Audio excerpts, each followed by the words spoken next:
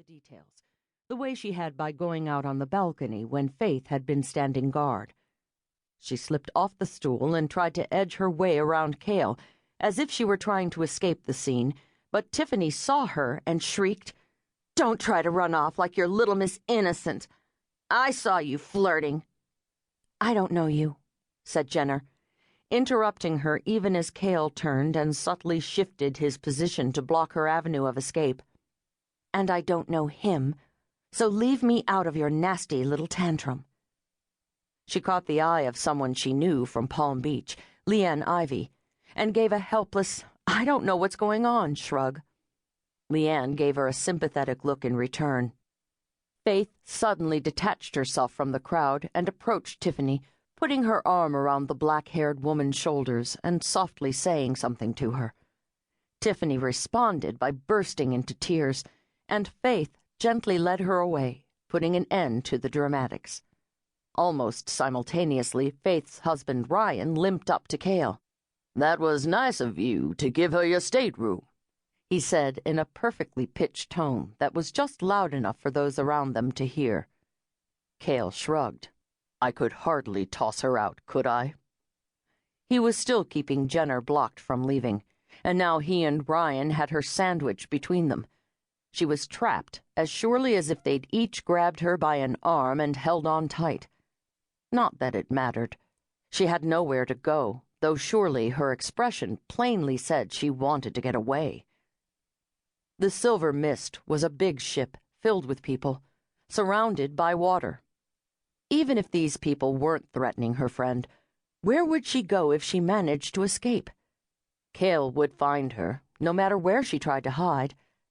Much as she hated to play along, she didn't want to find out what he might do if he didn't get his way. "There was a mix-up in our suite," continued Ryan, "and we have a 2-bedroom instead of one.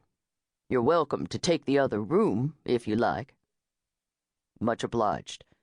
But first I'll check to see if another stateroom is available. Have you heard if the cruise is sold out?" Jenner wanted to scream. The two men sounded so normal, as if this were a perfectly natural conversation. She knew it was anything but, though no one else would realize what was going on. She supposed that was the plan, but this chatting was like sandpaper on her nerves. Ryan lifted one shoulder. "I haven't heard. But if there isn't, you can definitely stay with us. I've already cleared it with Faith, so don't think she'll mind." He looked at Jenner then, giving her a friendly, almost gentle smile. "What a way to start the cruise, huh?" "With a bang," she agreed, once more trying to slide sideways around them. She could barely take in a breath with the two men towering over her, closing her in. They stole her air, and she needed to breathe. She felt as if she were being crushed, though neither of them was actually touching her. And then Ryan reached out and took hold of her elbow, a gentlemanly gesture that nevertheless anchored her in place.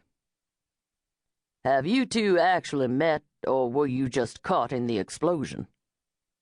"No, we haven't met," Cale said, even though Ryan had asked the question of her. "That makes the whole scene even more ridiculous, doesn't it?" Ryan said with a rueful laugh, man to man. "Jenner Redwine, this is Cale Traylor." "Pleased to meet you," said Cale, extending his hand, and Jenner had no choice but to extend her own. His hard, warm fingers enfolded hers, and she felt calluses on his palm. She looked up and met cold blue eyes that were watching every move she made, reading every flicker of expression that crossed her face. They had set up a situation that showed both Cale and herself in a more positive light, she realized, than if he dumped Tiffany and immediately made a move on her. Bridget must have passed along the comment that Jenner had made, that hooking up with sleazoids was out of character for her. They didn't want anyone suspicious of their sudden romance. By making Tiffany look obnoxious and drunk, they had tilted public sympathy toward the new couple. And now here they were, being properly introduced by a man who was, to all appearances, perfect.